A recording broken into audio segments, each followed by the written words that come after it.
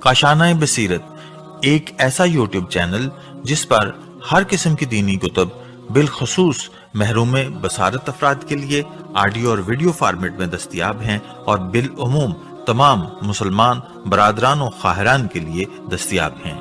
اس لیے آپ سے گزارش ہے کہ بیل آئیکن کو پریس کر کے ہمارے اس چینل کو ضرور سبسکرائب کیجیے تاکہ آئندہ آنے والی ہر کتاب آپ کو بر وقت ملتی رہے۔ کاشانۂ بصیرت، کاشانۂ بصیرت، کاشانۂ بصیرت، کاشانۂ بصیرت۔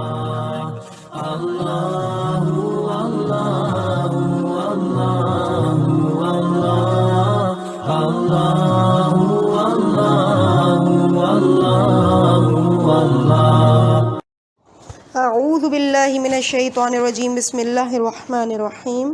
رب اشرح لی صدری ویسر لی امری واحلل عقدۃ من لسانی یفقہوا قولی۔ اللہم صلی علی محمد وآل محمد وعجل فرجہم۔ کاشانۂ بصیرت کے انتہائی معزز و محترم سامعین کرام، السلام علیکم ورحمۃ اللہ وبرکاتہ۔ امید ہے کہ آپ سب خیریت سے ہوں گے، اور میں آپ کی ریڈر زہرا علی الحمدللہ کتاب پھر اس نے خدا کو پا لیا کے تیسرے حصے کے ساتھ آپ کے سامنے حاضر ہوں۔ اور یہ وہ کتاب ہے کہ جو ایک خوبصورت تحریر ہے آیت اللہ محمد علی شہری کی، اور سوانح حیات ہے مرحوم شیخ رجب علی خیاط کی، جو بائی پروفیشن درزی تھے، اسی وجہ سے انہیں خیاط کہا جاتا ہے۔ تیسرے حصے کو ہم شروع کرتے ہیں تیسری فصل کے ساتھ، اور پیج نمبر 28 ہے، اور ہیڈنگ ہے ایثار و فداکاری۔ شیخ کی زندگی کی ایک عظیم خصوصیت یہ تھی کہ آپ نادار ہونے کے باوجود محتاج لوگوں کی خدمت کرتے تھے اور فداکاری کرتے تھے۔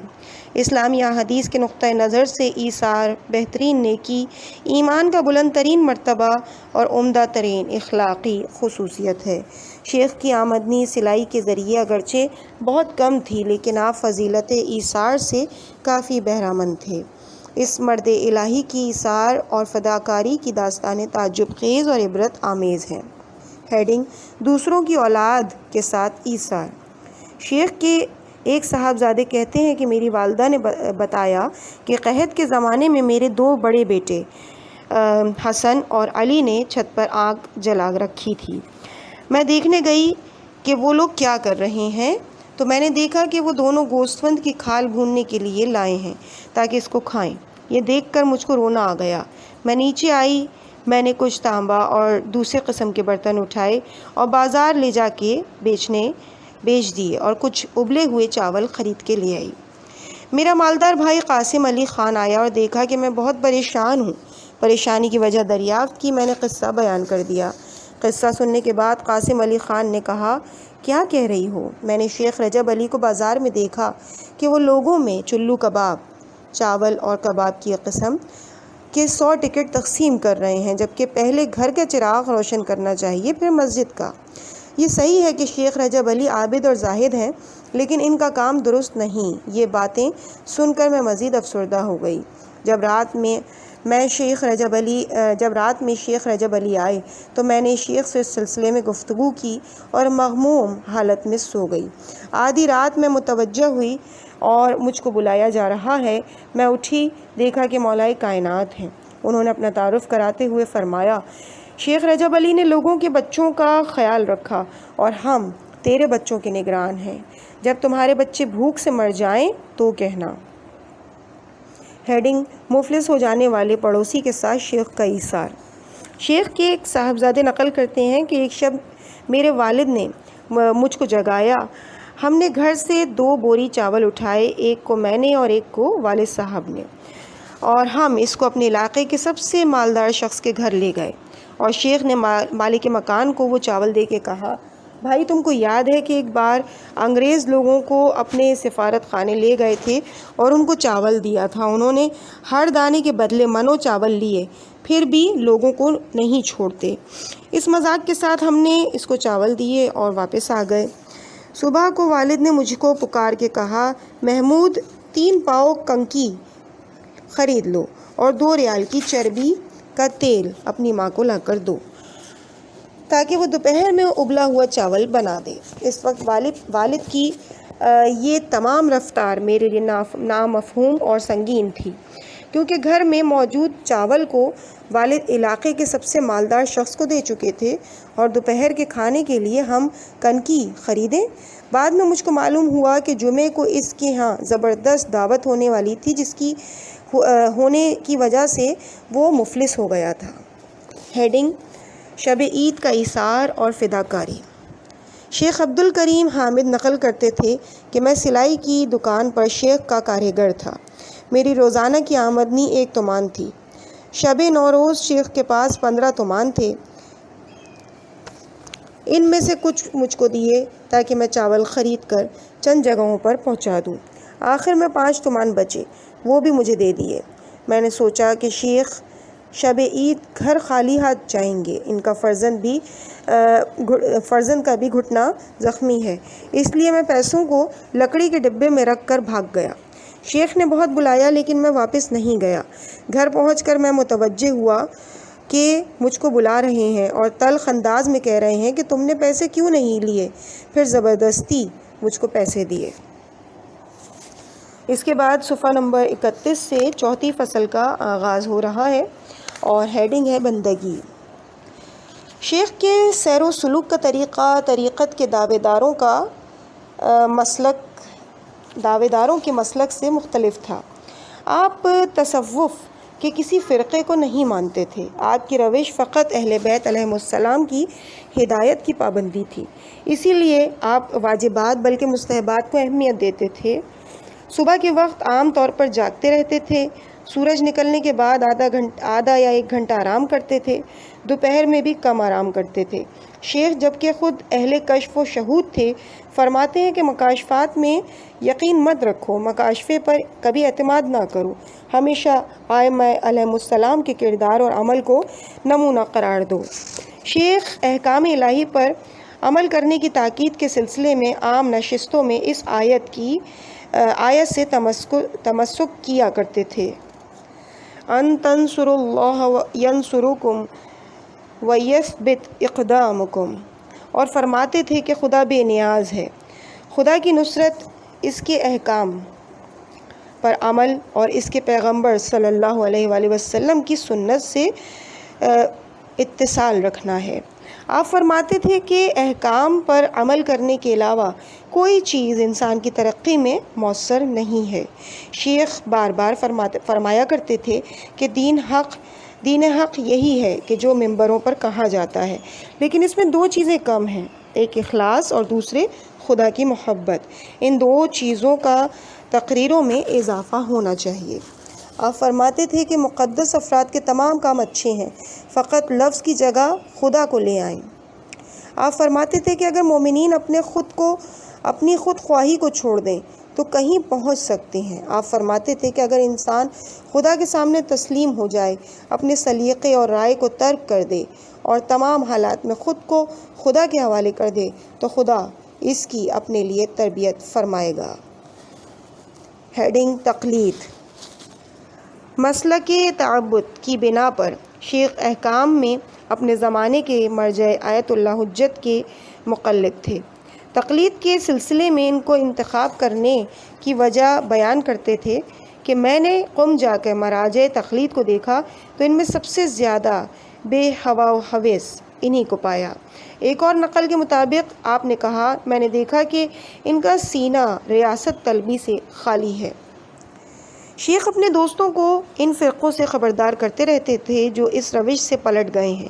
شیخ کے ایک دوست کا کہنا ہے کہ ان میں سے ایک قبیلے کے بارے میں نے شیخ سے پوچھا تو آپ نے فرمایا، میں کربلا میں تھا، میں نے دیکھا کہ ایک گروہ آ رہا ہے، سب سے آگے والے شخص کی مہار شیطان نے پکڑ رکھی ہے۔ میں نے پوچھا یہ کون ہیں؟ تو جواب ملا کہ فلاں گروہ ہیں۔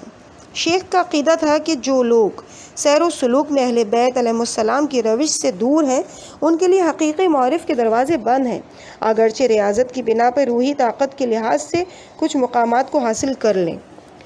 شیخ کے ایک صاحبزادے کہتے ہیں کہ میں اپنے والد کے ساتھ بی بی شہربانو کے پہاڑ پر گیا ہوا تھا۔ راستے میں اتفاقاً ایک اہل ریاضت شخص سے ملاقات ہوئی۔ وہ بہت سے دعوے کر رہا تھا۔ میرے والد نے اس سے کہا کہ تیری ریاضتوں کا نتیجہ کیا ہے؟ وہ یہ سن کر جھکا اور ایک پتھر اٹھا کر اس کو ناشپاتی میں بدل دیا اور میرے والد کے سامنے پیش کر کے کہا، نوش فرمائیے۔ میرے والد نے کہا، اچھا یہ تم نے میرے لیے کیا ہے، بتاؤ تم نے خدا کے لیے کیا کیا اور خدا کے لیے تمہارے پاس کیا ہے؟ مرتاز بابا وہ شخص یہ سن کر رونے لگا۔ ہیڈنگ: خدا کے لیے کام کی قیمت۔ شیخ کے ایک دوست کے نقل کے مطابق شیخ نے کہا کہ تہران کی جمعہ مسجد میں میں راتوں کو بیٹھتا تھا اور لوگوں کی حمد و سورہ کی اصلاح کیا کرتا تھا۔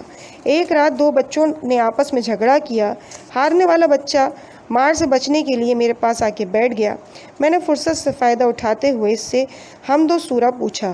اس کام نے اسی رات میرا پورا وقت لے لیا۔ اگلی رات ایک درویش میرے پاس آیا اور کہنے لگا، میرے پاس علم قیمیا، سیمیا، ہیمیا اور لیمیا ہے۔ میں اس ثواب کو تمہیں دینے کے لیے تیار ہوں، بشرط یہ کہ گزشتہ رات کے کام کا ثواب تم مجھے دے دو۔ میں نے جواب دیا، نہیں، اگر یہ علوم مفید ہوتے تو تم ہرگز مجھے نہ دیتے۔ صفحہ نمبر 34 پہ ہیڈنگ ہے غیر شرعی ریاضت کی مخالفت۔ شیخ کا عقیدہ تھا کہ اگر لوگ حقیقت میں اسلام کی نورانی احکام پر عمل کریں تو وہ تمام معنوی کمالات اور مقامات کو حاصل کر لیں گے۔ آپ مذہب کی روش اور سنت کے برخلاف ریاضتوں کی سخت مخالف تھے۔ ان کے ایک عقیدت مند کا کہنا ہے کہ میں ایک مدت تک ریاضت میں مشغول تھا اور اپنی سیدانی زوجہ سے جدا ہو کر الگ کمرے میں ذکر میں مشغول رہتا تھا اور وہیں سوتا تھا۔ 4-5 مہینے کے بعد میرا ایک دوست مجھ کو شیخ سے ملانے لے گیا۔ دق الباب کے بعد جیسے ہی شیخ نے مجھے دیکھا تو بغیر تمہید کے کہا کہ میں کچھ کہنا چاہتا ہوں۔ میں نے اپنا سر جھکا لیا۔ شیخ نے کہا کہ تم اپنی زوجہ سے یہ کیا تم نے سلوک رکھا ہے کہ اسے چھوڑ رکھا ہے؟ ان ریاضتوں اور اذکار کو چھوڑ دو، ایک ڈبہ مٹھائی لو اور اپنی زوجہ کے پاس جاؤ، معمولی تعقیبات کے ساتھ نماز کو اول وقت پڑھو۔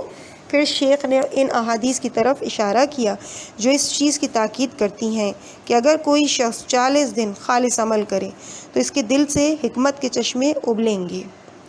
شیخ نے پھر کہا، ان احادیث کے مطابق اگر کوئی 40 دن اپنے دینی فرائض پر عمل کرے تو یقیناً خاص روشنی حاصل کر لے گا۔ اس شخص نے شیخ کی نصیحت کی بنا پر ریاضت کو چھوڑ کر معمولی زندگی اختیار کر لی۔ ہیڈنگ: اپنے خمس کا حساب کرو۔ ڈاکٹر حمید فرزام شیخ کی توصیف میں کہتے ہیں کہ شیخ کے پاس شریعت و طریقت اور حقیقت ایک ساتھ تھی، نہ یہ کہ درویشوں کی طرح شریعت کو ٹھکرا دیں۔ مجھ سے انہوں نے سب سے پہلے کہا کہ جاؤ اپنے خمس کا حساب کرو۔ مجھ کو گزرقلی میں آیت اللہ احمد اشتیانی کے پاس بھیجا اور کہا کہ ان کے پاس جاؤ۔ آپ کیا انسان تھے، حق کی نشانی تھے۔ میں نے ان سے کتنے فیوزات حاصل کیے، کیا کیا چیزیں دیکھیں۔ میں نے ان کے پاس جا کر اپنے چھوٹے سے مکان کے خمس کا حساب کیا۔ اگلے صفحے پہ 5ویں فصل کا آغاز ہو رہا ہے۔ صفحہ نمبر 36 ہے اور ہیڈنگ ہے اخلاق۔ شیخ بہت مہربان، خوش اخلاق، متین اور مؤدب تھے۔ ہمیشہ دو زانو بیٹھتے تھے، گاؤ تکیے پر ٹیک نہیں لگاتے تھے، گاؤ تکیے سے کچھ دور بیٹھتے تھے۔ یہ ممکن نہیں تھا کہ وہ کسی سے ہاتھ ملائیں اور اپنا ہاتھ پہلے ہٹا لیں۔ بہت پرسکون تھے، بات کرتے وقت زیادہ تر مسکراتے رہتے تھے، بہت کم غصہ ہوتے تھے۔ اس وقت غصہ ہوتے تھے کہ جب شیطان اور نفس ان کے پاس آتا تھا، لہٰذا ایسی صورت میں غصے سے بھر جاتے تھے اور گھر سے باہر چلے جاتے تھے، اور جب نفس پر قابو پا لیتے تھے تو آہستہ آہستہ واپس آ جاتے تھے۔ آپ کی خوش اخلاقی میں جو نقطہ قابل توجہ تھا، آپ اس کی لوگوں کو نصیحت بھی کرتے تھے، وہ یہ تھا کہ انسان کو خدا کے لیے خوش اخلاق ہونا چاہیے۔ آپ کہتے تھے کہ انکساری اور خوش اخلاقی خدا کے لیے ہونا چاہیے، لوگوں کو اپنی طرف مائل کرنے اور دکھاوے کے لیے نہیں۔ شیخ بہت کم بات کرتے تھے اور آپ کی حرکات و سکنات سے اچھی طرح معلوم ہوتا تھا کہ آپ فکر و ذکر اور خدا کی طرف متوجہ کی حالت میں ہیں۔ آپ کی گفتگو کا آغاز و انجام خدا کے لیے ہوتا تھا۔ آپ پر نگاہ کرنے سے انسان خدا سے آشنا ہو جاتا تھا۔ جو بھی آپ کو دیکھتا تھا یاد خدا میں مشغول ہو جاتا تھا۔ کبھی آپ سے پوچھا جاتا تھا کہ آپ کہاں تھے تو آپ فرماتے تھے عند ملیک مقتدر۔ دعا کے جلسات میں بہت روتے تھے، اور جب حافظ یا تقدیس کے اشعار پڑھے جاتے تھے تو آپ بہت زیادہ گریا کرتے تھے۔ روتے وقت آپ مسکرا سکتے تھے یا ہنس سکتے تھے، یا ایسا مطلب کہہ سکتے تھے کہ جس کی وجہ سے سب کی سستی برطرف ہو جائے۔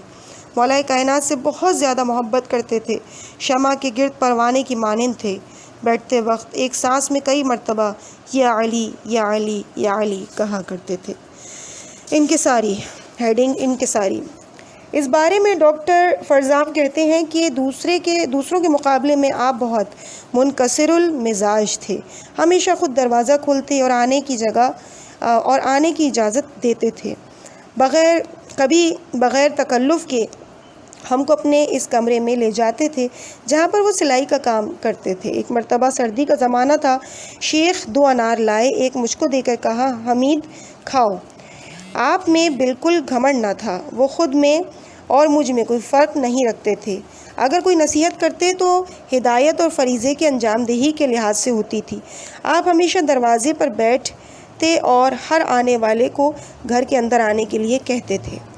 شیخ کا ایک اور شاگرد کہتا ہے کہ جب آپ دوستوں کے ساتھ ہوتے تھے تو ان سے پہلے داخل نہیں ہوتے تھے۔ دوسرا شاگرد کہتا ہے کہ ہم شیخ کے ساتھ مشہد گئے تھے، حرم روانہ ہوئے۔ مرزا احمد مرشد کے فرزند حیدر علی معجزہ نے خود کو شیخ کے پیروں پر گرا دیا اور اپنی آنکھوں کو ان کے پیر پر رکھنا چاہا۔ شیخ نے کہا، بے غیرت، خدا کی نافرمانی نہ کرو، اس کام سے حیا کرو، میں کون ہوں آخر؟ ہیڈنگ مصالحت۔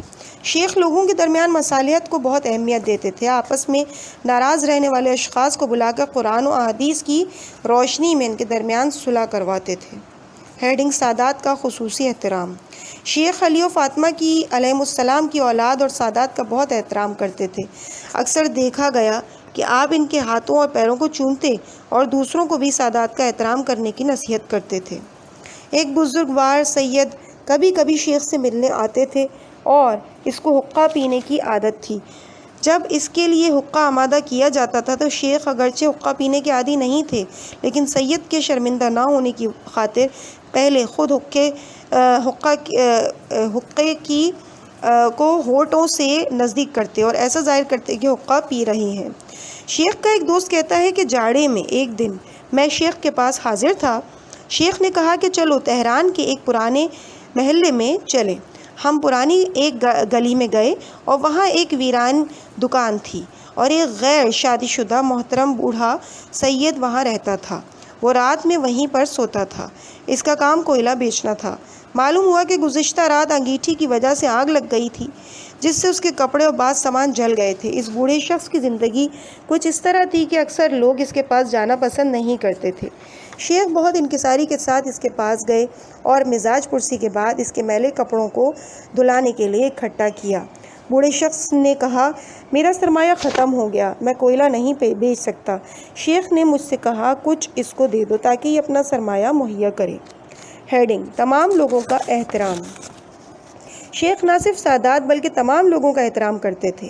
اگر کسی سے غلطی ہوتی تھی تو اس کی دوسروں کے سامنے تحقیر نہیں کرتے تھے، کسی کی غلطیوں کو اس کے سامنے نہیں بتاتے تھے بلکہ ظاہر میں اس کے ساتھ محبت سے پیش آتے تھے۔ ہیڈنگ دنیاوی منصب اور مقام سے بے توجہی۔ شیخ کی عمر کے آخری ایام میں بہت سے اہم اشخاص آپ سے آشنا ہو گئے اور مدارس، یونیورسٹیز کے بعض بزرگوں کے علاوہ کچھ ملک کے فوجی اور سیاسی شخصیتیں بھی مختلف مقاصد کے تحت آپ کے پاس آتی تھیں۔ شیخ حالانکہ فقراء خصوصاً سادات کے لیے کافی منکسر المزاج تھے، لیکن دنیاوی شخصیتوں کو کوئی اہمیت نہیں دیتے تھے۔ جب وہ آپ کے گھر آتے تھے تو آپ فرماتے تھے کہ یہ ایک بڑھیا یعنی دنیا کا پتہ لگانے میرے پاس آئے ہیں، یہ مبتلا ہیں، دعا چاہتے ہیں، ان کے پاس کچھ لوگ بیمار ہیں، ان کے حالات بگڑ گئے ہیں۔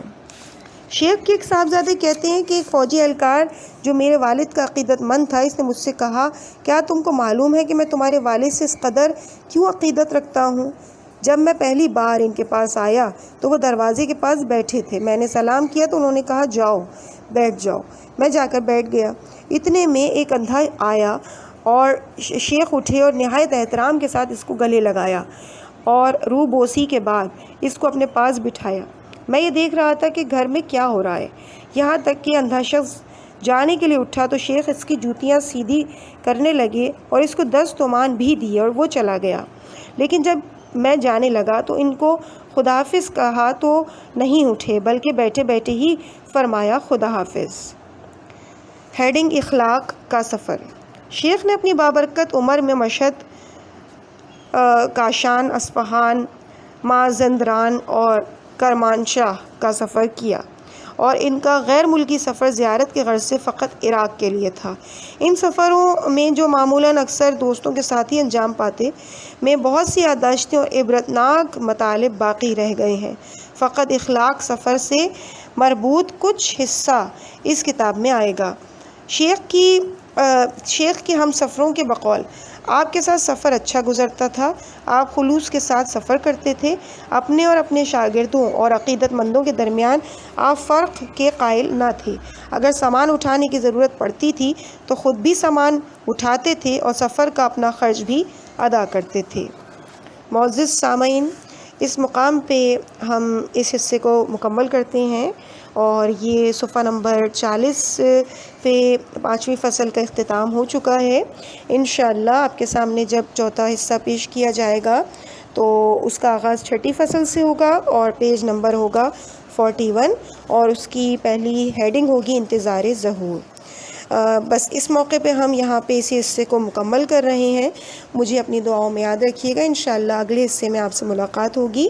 والسلام علیکم ورحمۃ اللہ وبرکاتہ۔